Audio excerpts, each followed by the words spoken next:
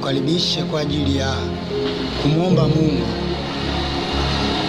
na kumshukuru kwa kila jambo alilolifanya kwenye maisha yetu. Cha kwanza kabisa, ametupa uhai, ametuchagua kuiona siku ya leo.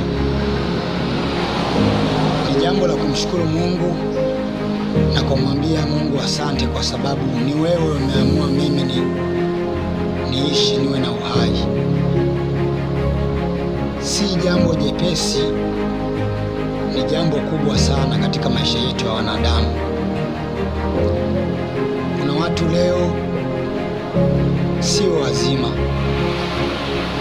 wanaumwa, wako mahospitalini, hawawezi hata kukaa, lakini wewe Mungu amekupa neema ya kuwa na uzima, neema ya kuongea. Ni jambo tu la kumshukuru Mungu na kumrudishia sifa na utukufu. Ashukuriwe Mungu wetu mwenye rehema.